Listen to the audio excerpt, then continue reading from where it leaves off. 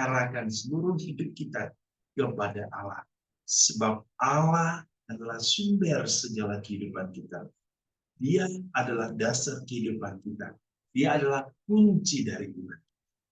Hari ini kita akan bersama-sama mendengarkan firman Tuhan dari Injil Matius bab 16 ayat 13 sampai 20. Mari kita mendengarkan firman Tuhan.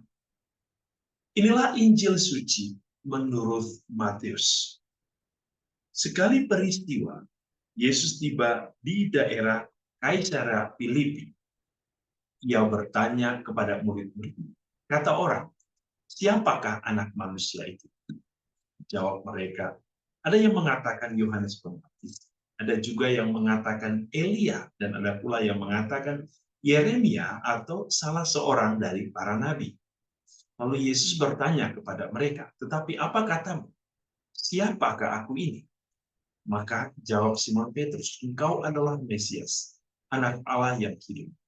Kata Yesus kepadanya, berbahagialah engkau Simon bin Yunus, sebab bukan manusia yang menyatakan itu kepadamu, melainkan Bapakku yang di surga.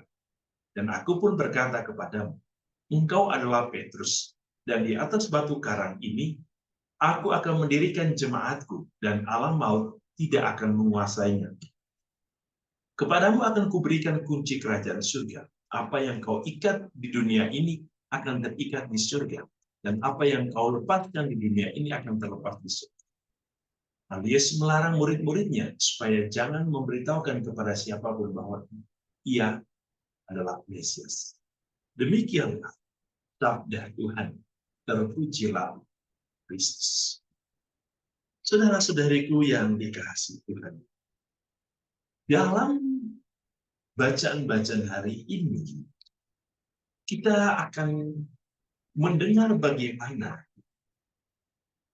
Allah menetapkan orang-orang pilihan sebagai sebuah kunci iman.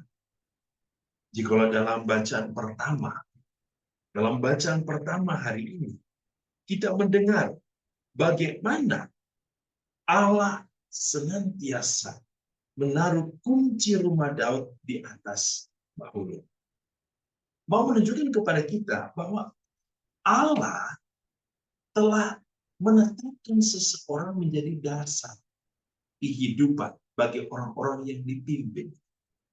Daud diangkat, Daud dipilih, Daud ditetapkan. Ya, untuk apa? Untuk menjadi sarana Allah bagi umat Israel agar Daud mengarahkan umat Israel kepada Allah. Dan melalui Daud, orang-orang Israel mampu untuk melihat Allah, taat kepada Allah, dan hidup menurut kehendak Allah. Maka dalam bacaan kedua hari ini sangat menarik ketika Rasul Paulus mengingatkan kita bahwa segala sesuatu itu berasal dari Allah. Yang berarti bahwa kunci kehidupan manusia, inti dari kehidupan manusia itu berasal dari Allah. Maka segala sesuatu akan kembali kepada sumber, kepada Allah. Oleh karena itu, saudara-saudari, apa yang bisa kita petik dari sabda Yesus hari ini? Ketika Yesus berbicara dengan murid-muridnya di daerah Kaisarea Filipi, yang di mana tempat ini adalah tempat pemujaan kepada dewa-dewa, di hadapan dewa-dewa yang disembah, Yesus mau menguji para muridnya. Menurut para murid, siapakah Yesus? Apakah mereka mengatakan Yesus adalah para dewa-dewa yang disembah? Tapi sangat menarik ketika Petrus mengatakan engkau adalah Mesias. Mesias adalah seseorang yang diutus untuk menebus manusia. Seseorang yang akan membawa keselamatan kepada manusia. Dan penekanan yang diberikan oleh Simon Petrus adalah anak Allah yang hidup. Yang berarti bahwa Mesias datang.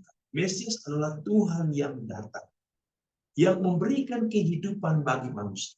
Yang berarti Mesias adalah Tuhan yang membawa manusia kembali ke habitatnya, yaitu kepada pangkuan Allah.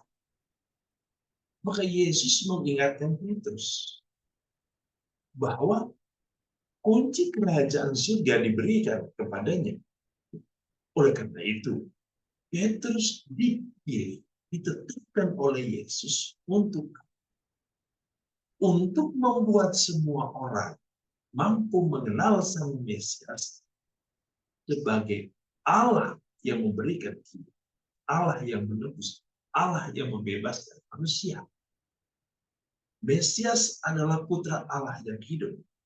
Maka tugas Petrus diberikan kunci kerajaan surga, berarti bahwa Petrus harus mengarahkan semua umat-umatnya, semua umat manusia untuk masuk melalui satu pintu yang sah, yaitu pintu keselamatan, pintu kerajaan surga.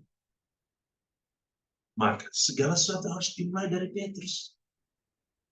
Segala sesuatu harus diberikan kepada Petrus agar Petrus mampu membawa semua orang kepada Yesus. Oleh karena itu, saudara-saudari, sangat menarik ketika Yesus mengatakan, apa yang kau ikat di dunia ini akan terikat di surga. Apa yang kau lepas di dunia ini akan terlepas di surga. Bahwa kehidupan kita harus searah. Apa yang kita lakukan di sini, di dunia ini, harus searah dengan surga. Supaya apa? Apa yang kita lakukan di sini akan membawa kita kepada tujuan yang benar, yaitu kepada tujuan surgawi. Oleh karena itu, saudara-saudari, pada hari Minggu ini kita diundang oleh Yesus untuk mengarah jiwa hanya kepada sumber kehidupan kita, yaitu Allah sendiri. Dari Allah lah kita berasal, maka kepada Allah lah kita kembali. Itulah yang disampaikan oleh Rasul Paulus dalam bacaan kedua hari ini. Yang kedua, Tuhan Yesus juga mengingat untuk lebih mengenal sosok pribadi Yesus. Siapa yang harus kita sembah? Apakah kita menyembah dewa-dewa, menyembah dukun-dukun, menyembah pohon-pohon? Ataukah kita menyembah Sang Mesias, Putra Allah, yang akan membawa kita kepada kehidupan yang kekal? Kita harus benar-benar mengenal siapa Tuhan. Siapa Allah. Tentu ketika para murid mengatakan, engkau adalah Yohanes, engkau adalah Elia, engkau adalah Yeremia, engkau adalah para nabi. Ini orang-orang yang sesungguhnya menyembah hanya kepada Allah. Mereka adalah orang-orang yang diterima, orang-orang yang dikenal, orang-orang yang dihormat, karena mereka adalah orang-orang yang menyembah kepada Allah. Maka kita pun harus mengenal siapakah Allah kita, agar kita mampu menyembah Dia dengan benar. Dan yang terakhir, Tuhan Yesus mengingatkan, investasikan hal-hal yang baik di dunia ini. Investasikan hal-hal yang sangat berhubungan dengan surga. Supaya suatu saat ketika kita kembali, kita akan kembali kepada Allah sebagai sumber dari investasi iman kita atau investasi kebaikan dan kebenaran. Tuhan Yesus memberkati kita hari ini dalam seluruh hidup dan karya kita. Dalam nama Bapa dan Putra dan Roh Kudus. Amin.